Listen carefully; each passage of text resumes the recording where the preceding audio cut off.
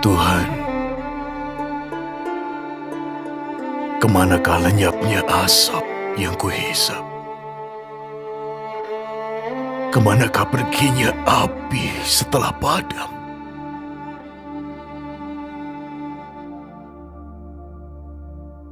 Kesana pulakah aku akan pulang?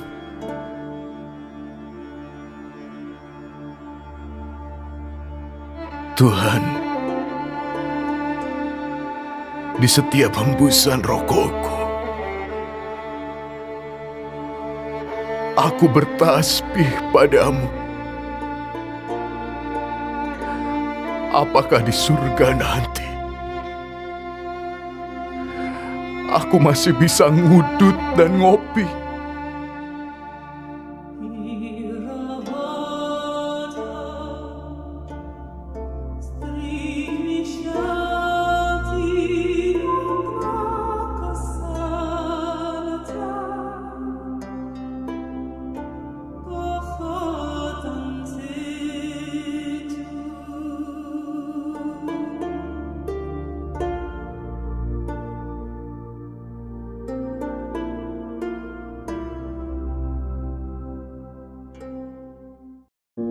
Curahan hati seorang perokok.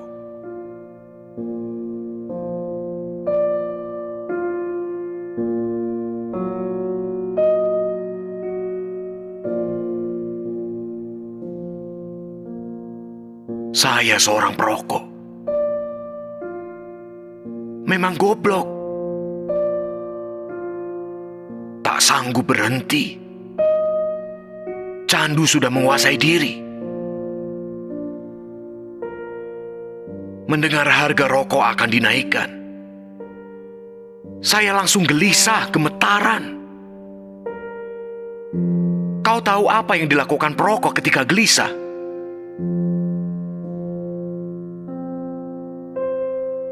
Saya akan menghisap rokok lebih banyak lagi.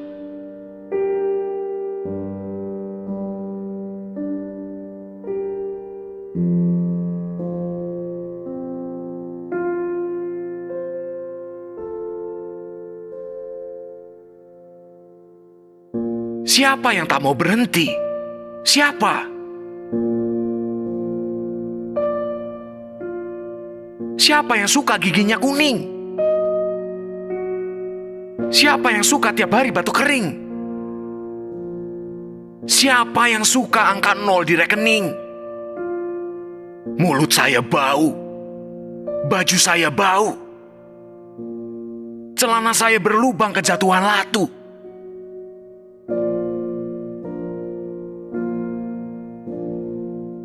Siapa yang suka? Siapa?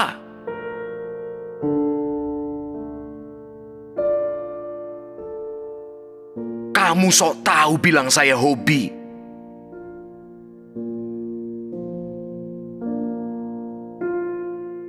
Saya pecandu. Kecanduan.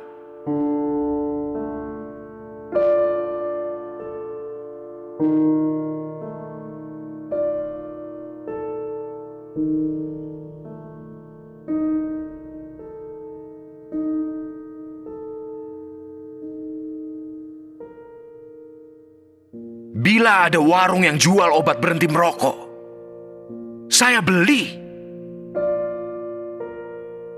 Tak perlu pakai sales girl berpakaian seksi.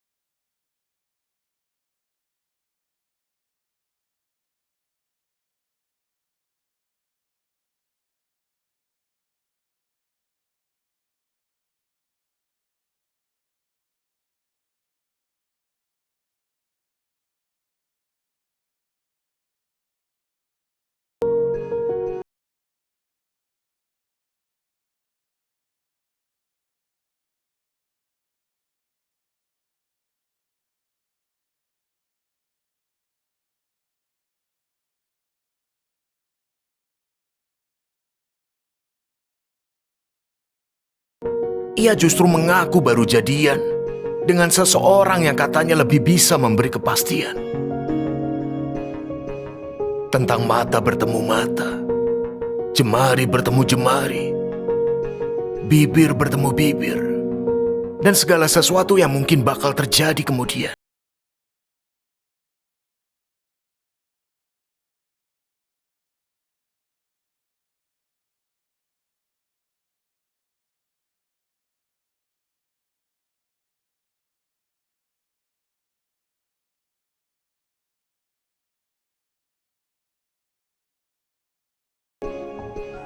Karena dalam situasi sesakit ini pun, yang kulakukan tetap sama.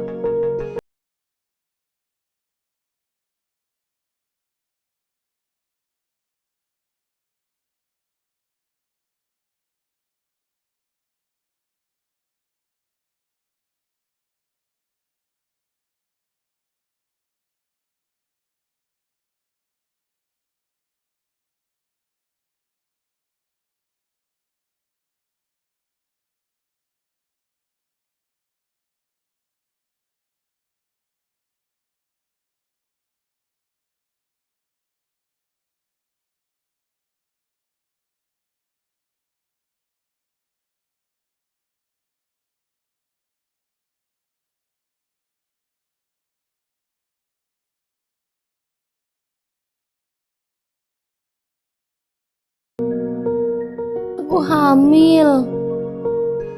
Tangisnya.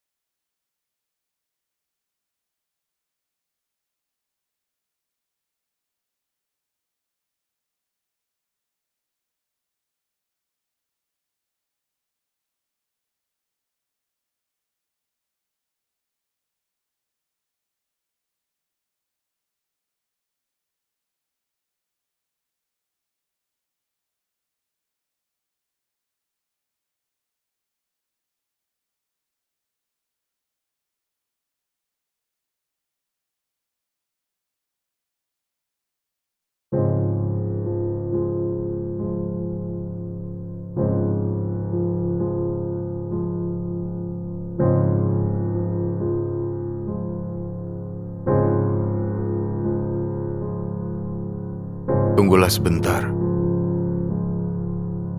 Di embusan terakhir, aku akan memberimu jawaban.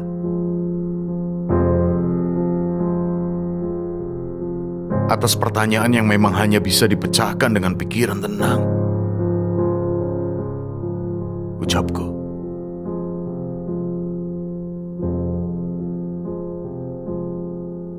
Pada kenyataannya 2 bungkus rokok telah kuhabiskan. Tapi pertanyaanmu tak kunjung bisa kupecahkan. Baru kali ini nikotin gagal membuatku tenang. Dan aku mulai menyesali keromantisan tadi yang kurancang jauh-jauh hari.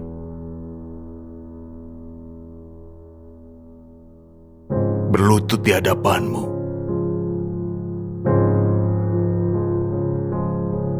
Menyodorkan cincin dan bertanya,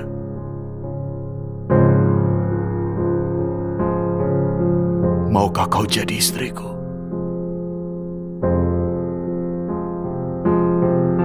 Dan aku tersentak ketika kau menjawab. Maukah kau pindah agama untuk menikahiku?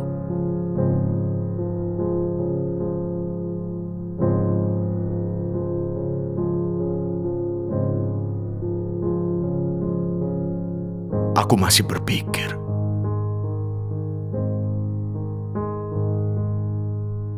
Terus berpikir.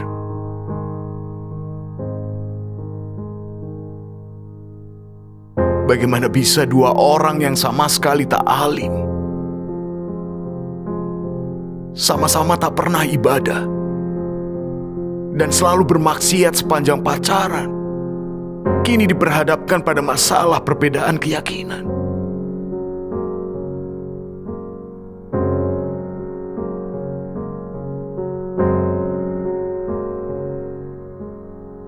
Dan ketika rokokku benar-benar habis,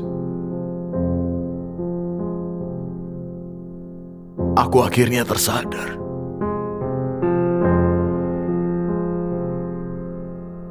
bahwa sebejat apapun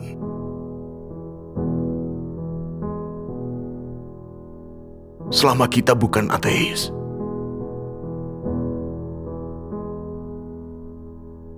di kedalaman batin kita percaya bahwa Tuhan ada.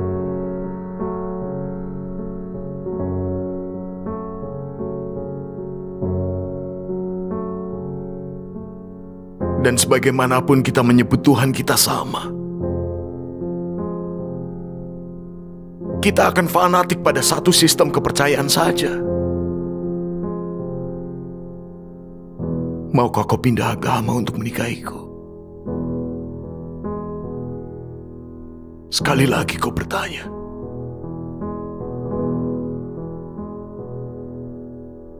Menurutmu,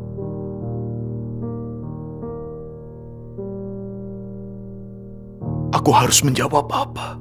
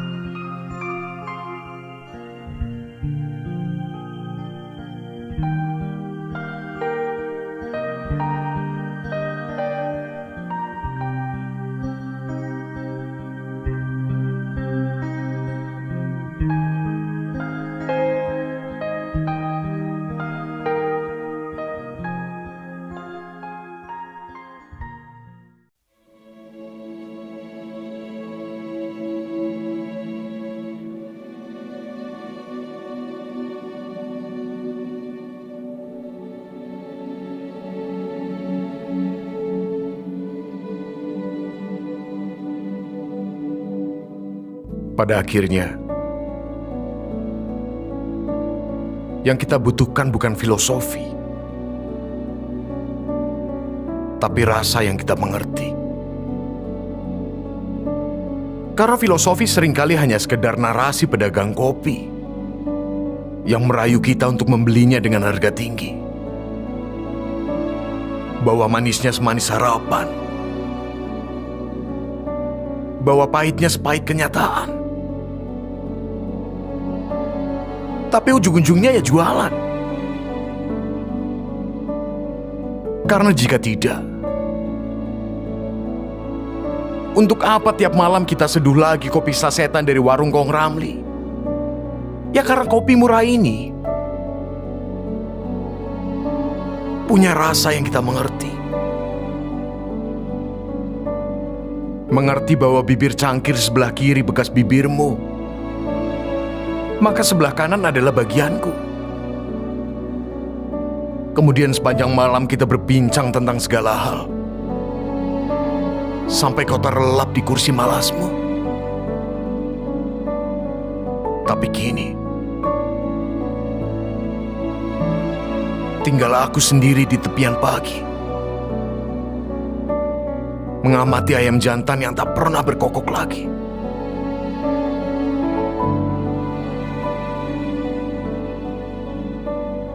Kulihat setengah batang samsu terselip di dahan rambutan. Kuambil dan menghisapnya begitu dalam.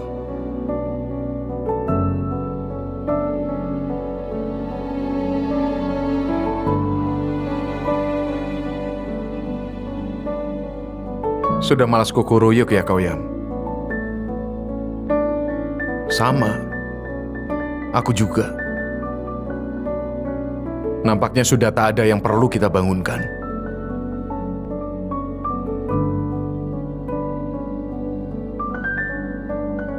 Seperti betinamu, wanitaku juga kini entah kemana. Barangkali mereka sudah menemukan pejantan lain. Bertelur, beranak pinak. Ya, di sini kita cuma bisa berdoa supaya mereka baik-baik saja. Tak jadi ayam goreng. Tak diterkam kucing garong. Ampas kopi telah menggumpal di dasar cangkir. Kutenggak tetesan terakhir. Dan aku mulai berpikir, nampaknya memang tak perlu lagi aku menerka filosofi di balik lenyapmu tentang siapa yang salah, tentang mengapa kau pergi dan aku tak mencegah. Karena sepertinya aku mulai terbiasa. Kesepian ini makin lama makin seperti kopi yang rasanya makin ku mengerti.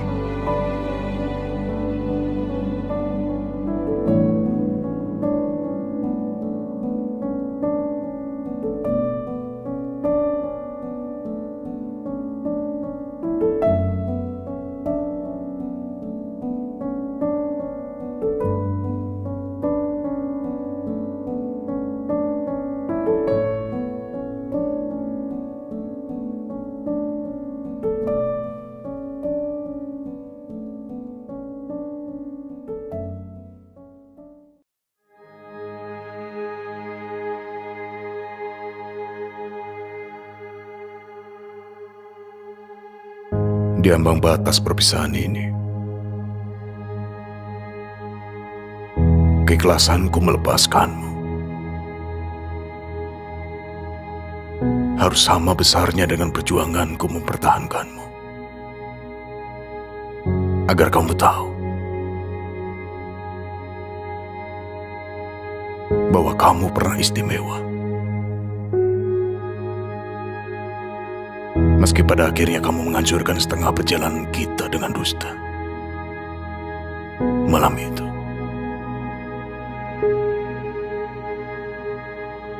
kamu mengaku tak mampu menolak perjodohan yang dirancang ayah ibumu. Sehingga aku bilang,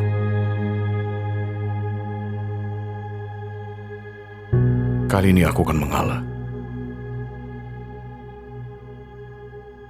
Jika kamu memang harus menyerah, kembalilah pada ayah ibumu. Tanpa restu mereka, perjalanan kita hanyalah pelarian belaka.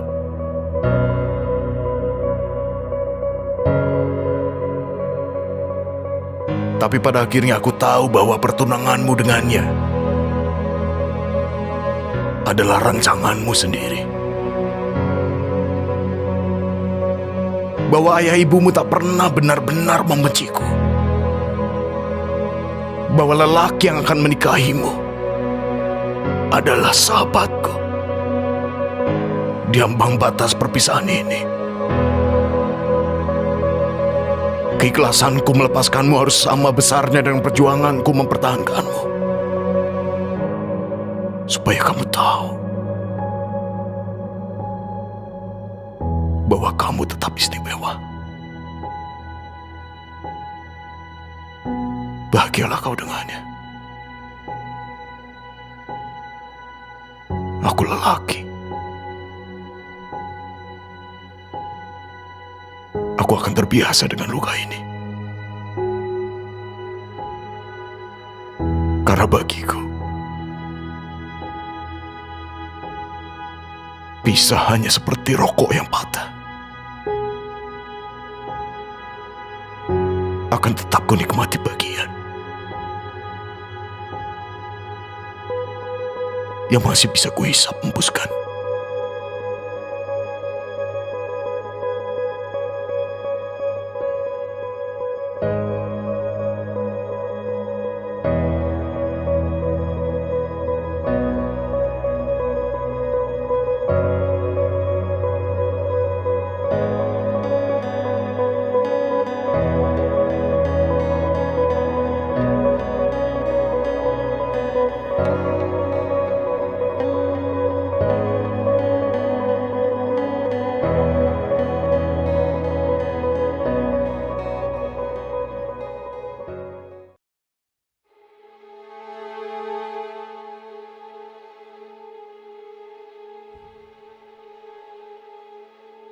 Rokokku tinggal sebatang kara.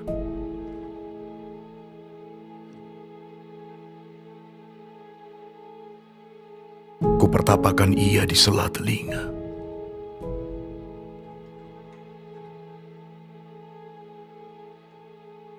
Jadi tak usahlah kau bikin perkara.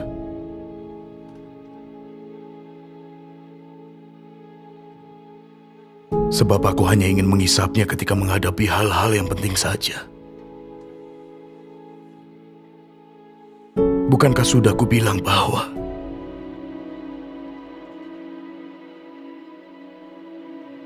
aku telah memaafkanmu sedari semula?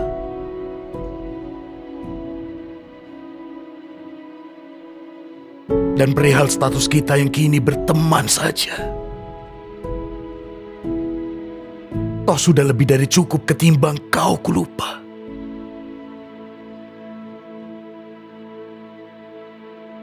Ada perkara-perkara lain yang mesti kupikirkan.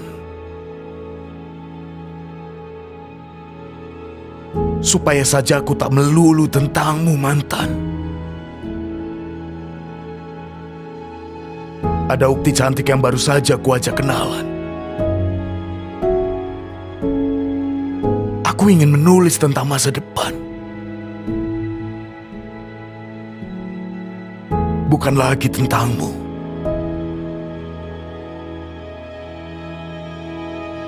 Yang kini kembali dengan tangisan. Usai dinoda sakiti oleh selingkuhan.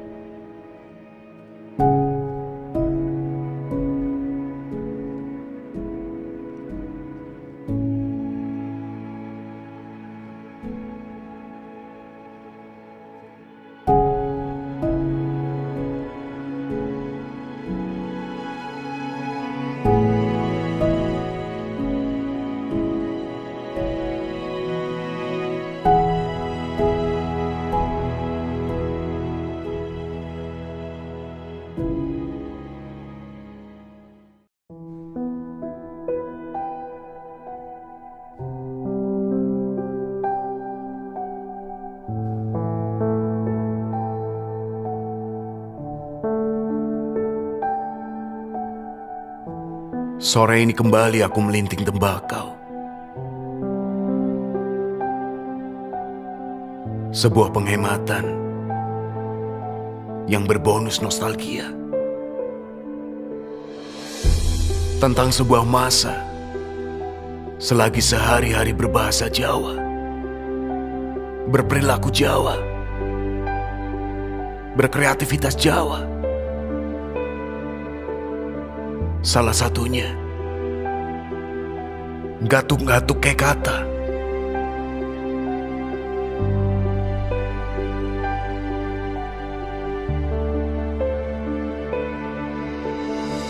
Seketika aku menemu padanan baru antara Mara Ake dan Mari Ake. Bahwasanya sing iso Mari Ake yo sing Mara Ake. Artinya yang bisa menyembuhkan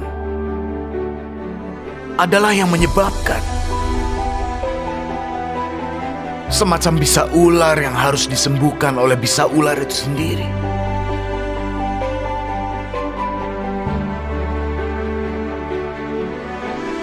Tapi bagaimana dengan luka yang kau tinggalkan ini?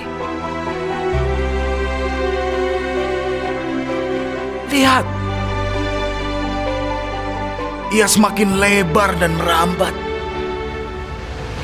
Manis-manismu di awal terlanjur membuatku diabetes, menjadikan lukaku susah sembuh.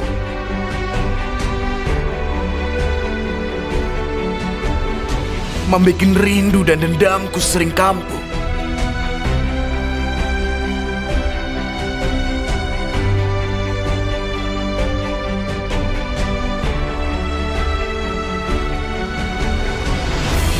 Memikirkan itu,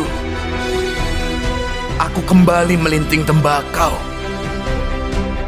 Tembakau.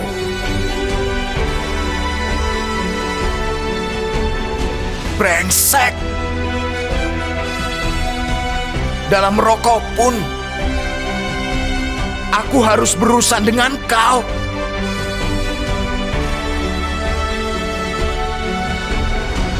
Pantas saja ujung-ujungnya dadaku selalu sesak.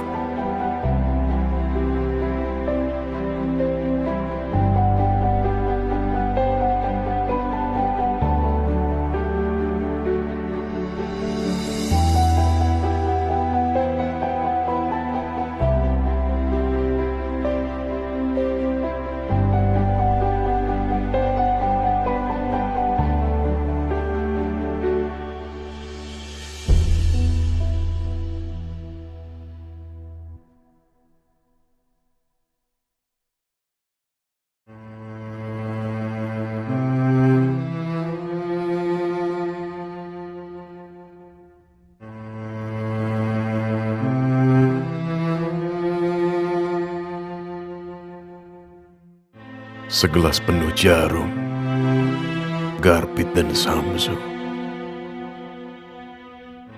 Sepiring kacang yang belum berkhianat pada kulit.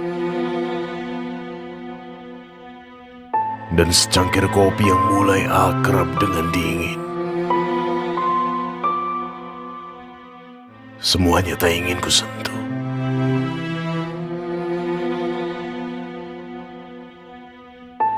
Aku datang ke tenda ini memang bukan untuk berpesta. Aku datang untuk menemanimu berduka. Ibumu pingsan lagi di tepian peti.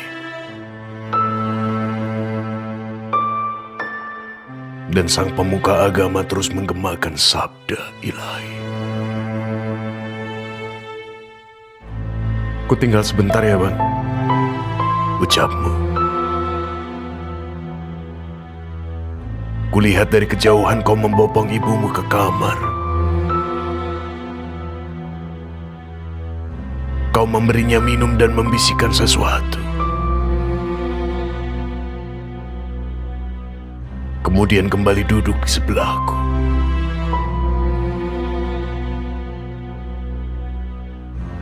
Kenapa ibumu?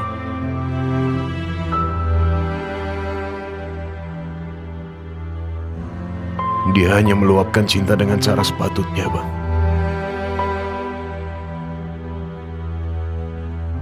Barangkali menangis memang tak cukup untuk membuktikan kehilangan. Lalu mengapa kamu tidak menangis?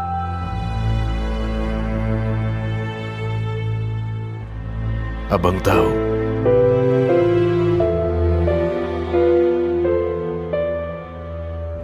seumur hidupku kuhabiskan untuk membangkang ucapan ayahku.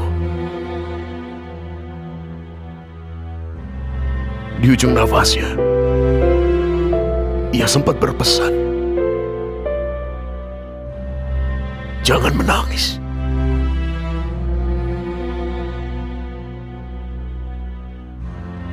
Hari ini aku ingin mematuhi pesan terakhirnya, Bang. Sebagai bukti cinta yang tak sekalipun pernah kuucap selama ia hidup.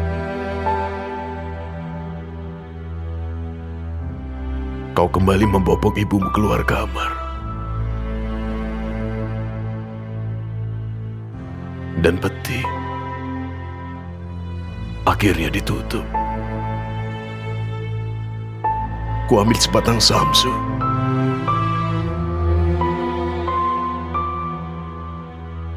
Menyulutnya sambil menahan pemberontakan air mata.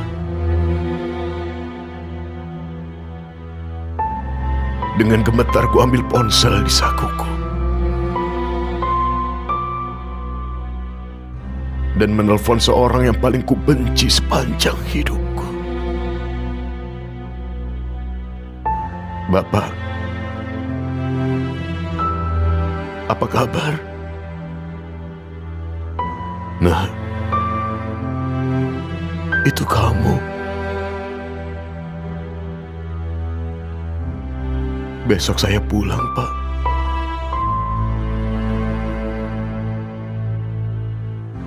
"Gimana kabar Ibu?"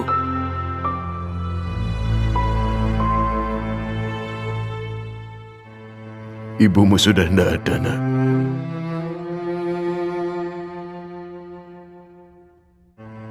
"Selama ini kamu kemana saja?"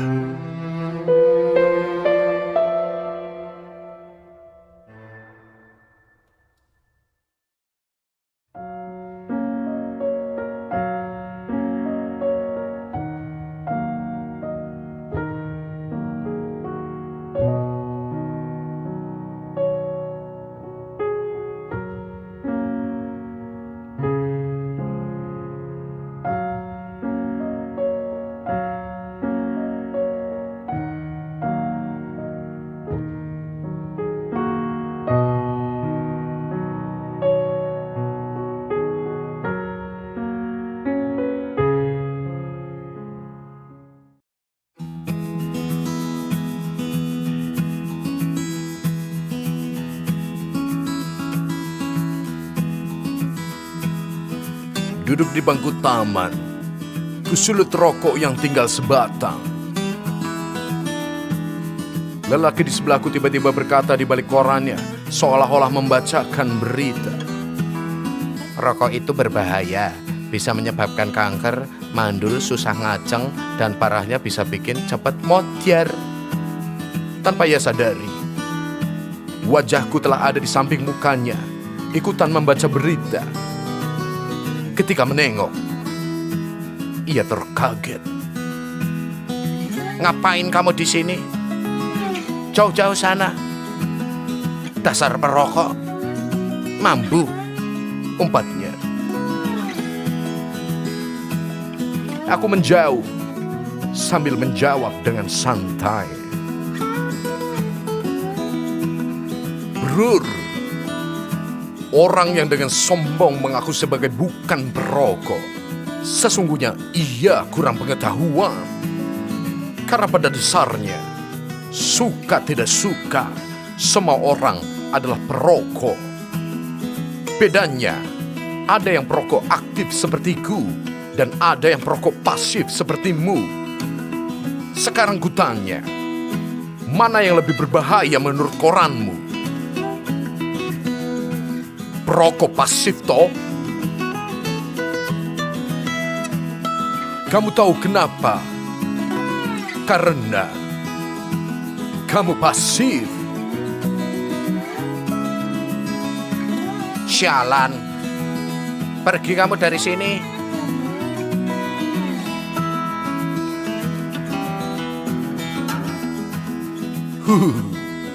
Dasar pasif.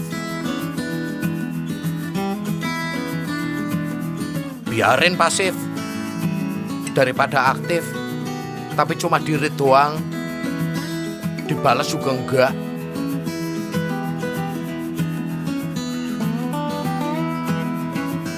Lah, malah curcol.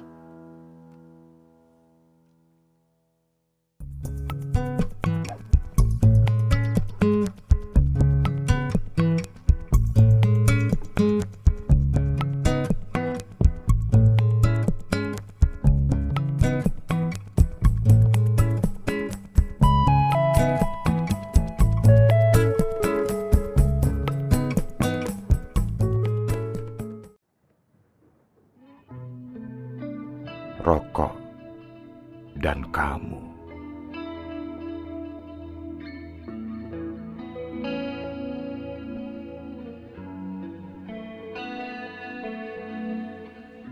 Satu-satunya hal yang hingga detik ini aku sesali adalah menjadi seorang perokok.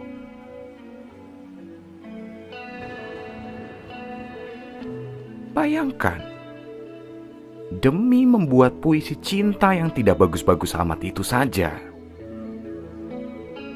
aku harus menghisapnya berulang kali. Sudah tidak bagus-bagus amat, gagal pula membuat kau kembali.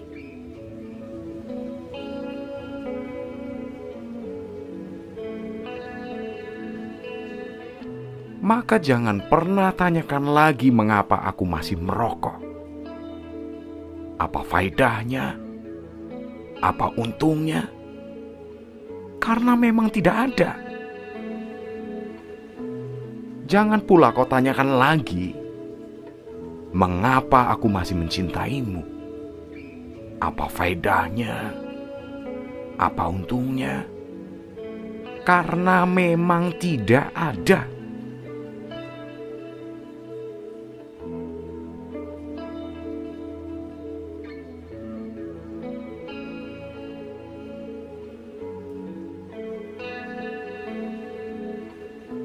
Karena memang tidak ada kata selain aku kecanduan. Itu saja.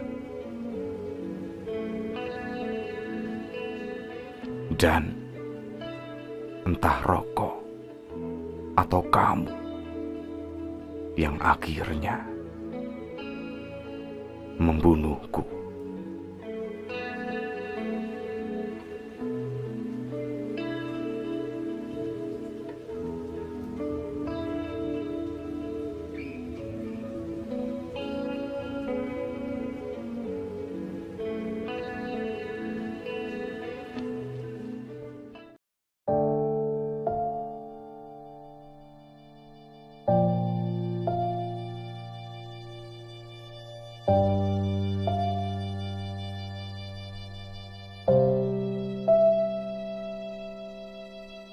Kamu patahkan rokokku,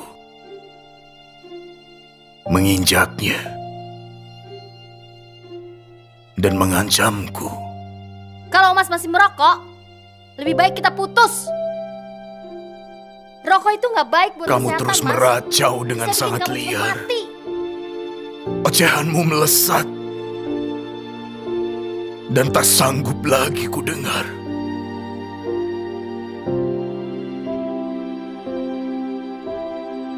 Aku bangkit dari kursiku, membanting secangkir kopi yang baru diseduh. Kamu kira aku benar-benar seorang penyabar? Kalau bukan karena nikotin, sudah kuputuskan kamu dari dulu. Nikotin itulah yang meredakan emosiku menghadapi tingkahmu.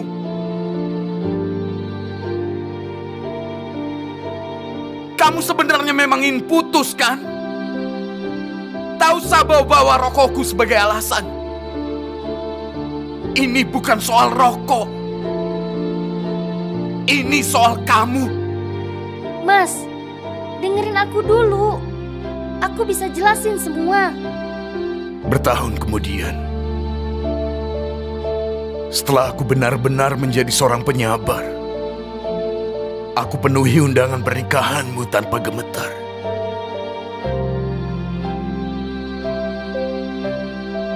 Ini suamimu. Kami ini teman lama. Sebat dulu lah bro.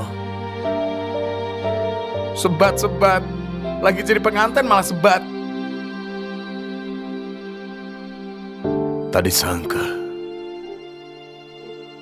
kamu yang dulu memutuskanku karena rokok, kini justru menikahi pengisap ganja.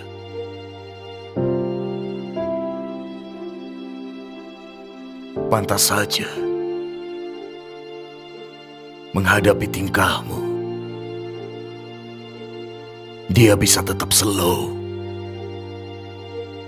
dan tertawa-tawa.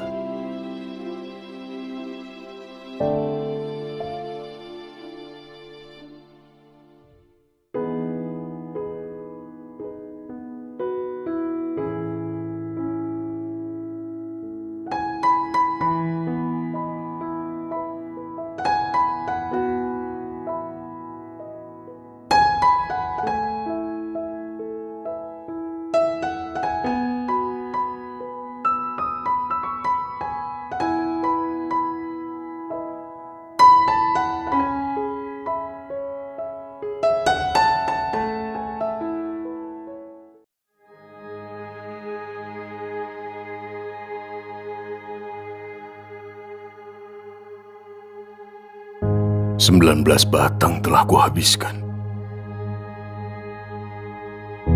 untuk mendengar berjuta alasan. Di sebatang yang tersisa ini, seandainya pun kau tetap ingin mengakhiri, kuharap kau coba mengerti bahwa cinta kita tak seinstan rokok pabrikan yang dijual di warung eceran, yang bisa langsung dibakar dan diisap embuskan. Aku mencintaimu sedari tembakau. Aku mencintaimu sedari tembakau. Berasaplah bersamaku. Jadilah abu bersamaku.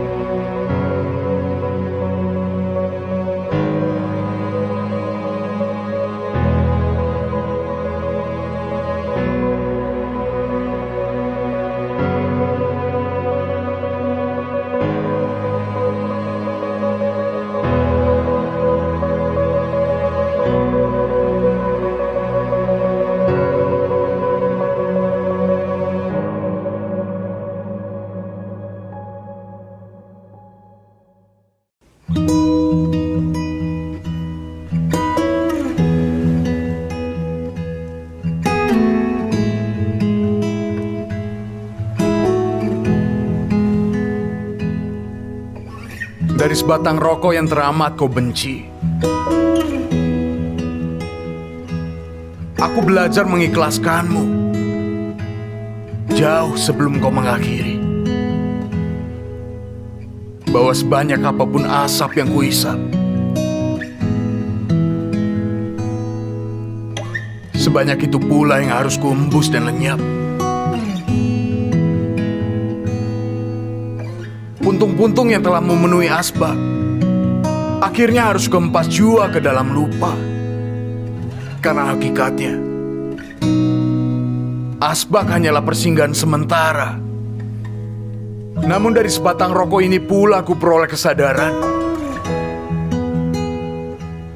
bahwa mengikhlaskan tak serta-merta berarti melupakan. Karena sekeras apapun aku mengempas abu, jejak-jejak nikotin itu tetap melekat di paru-paru. Terbatuk-batuk lagi aku pagi ini.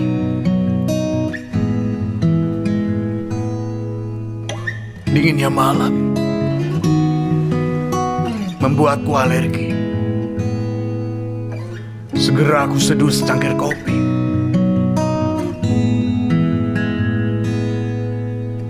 Dengan sisa hangatmu yang kau tinggal pergi.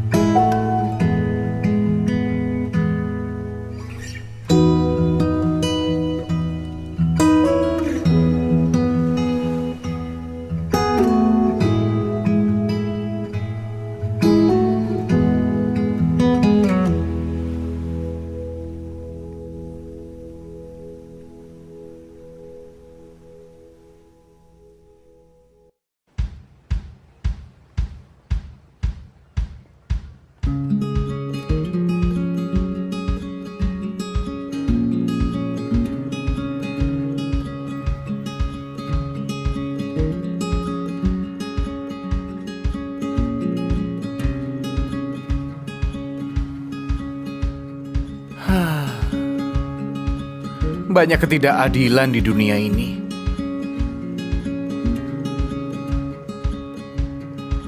Saya berkeliling menjual rokok. Orang sebut saya pedagang asongan. Gadis seksi itu juga berkeliling jual rokok. Orang sebut dia sales girl.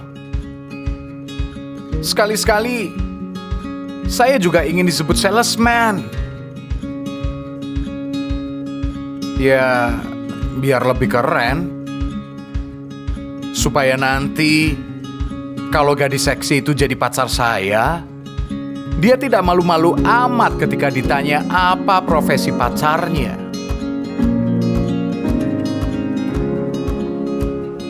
Paling tidak, dia kan bisa menjawab,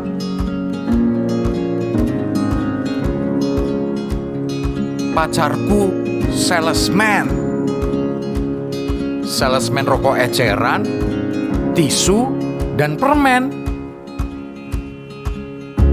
Neng, kelihatannya aus banget. Mau jas jus? Mari mas, teh sisri. Ya udah, duduk sini.